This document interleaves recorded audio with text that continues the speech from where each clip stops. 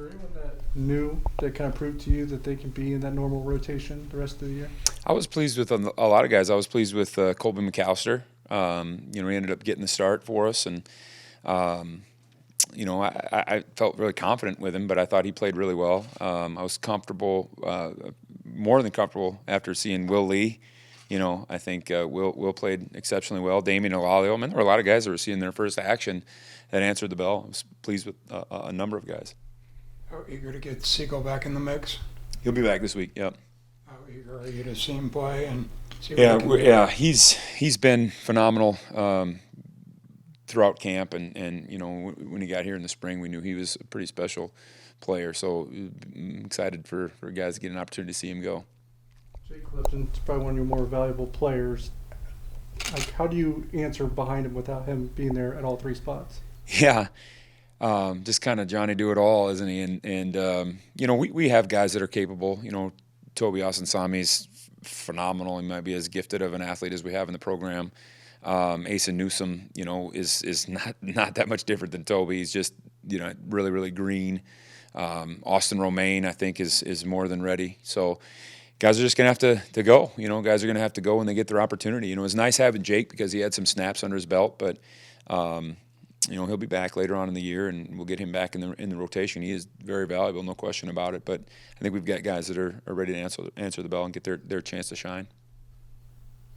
What kind of challenge does their running back present? 200 yards through the last 4 games. Yeah, he's one of the best in the country as far as I'm concerned. Just incredible vision, incredible balance. I think he really understands their scheme well. I think he understands where to hit things and how things are going to wash and move. And I think he just has played a lot of football there for those guys. And from what I hear from the special teams guys, he's on the dang punt team. And he's just a really good football player. I just have a lot of respect for him. And so, we've obviously seen good backs before, but he's a special one. I don't know if we'll see too many better than him this year.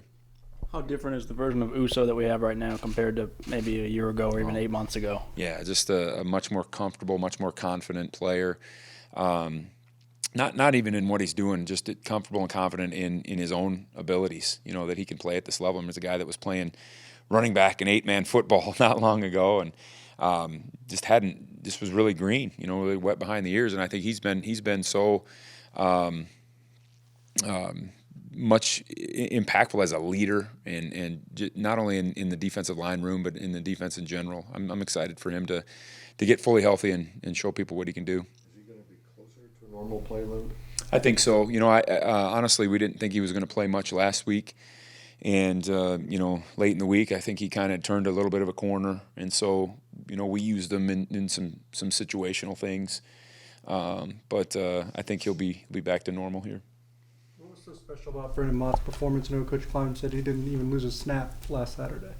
Yeah, Brendan's just steady Eddie. He's going to do things right. He's going to be disruptive. He's going to be enthusiastic, and so he did exactly what I would expect him to do on any given Saturday, and he'll do the same many more Saturdays this fall.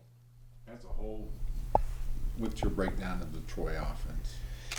Well, I think tremendously athletic in the perimeter, and I think that's something that is going to present some challenges and some problems. Obviously, we mentioned the tailback. I think when you put those two things together, that can give you some real issues, because it's going to be hard to load a bunch of people in there to stop the run, and you're going to leave some one-on-one opportunities on the outside, and vice versa. You start doing some things coverage-wise, you're going to have some trouble in the box. So they have a good little mixture there of what they can do, and you couple that with a quarterback that's played as many snaps as he has, and a guy that manages their offense so well. And I think that and I think they're a good O-line. I think they're a physical group up front.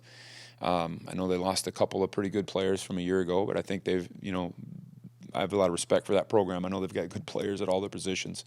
So it's just the experience that some of those guys have that concerns me a little bit.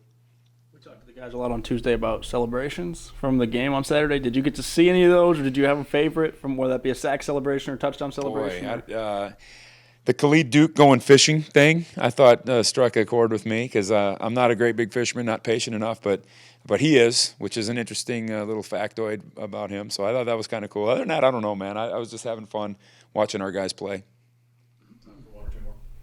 See the Texas tight end, what you guys do with Senate.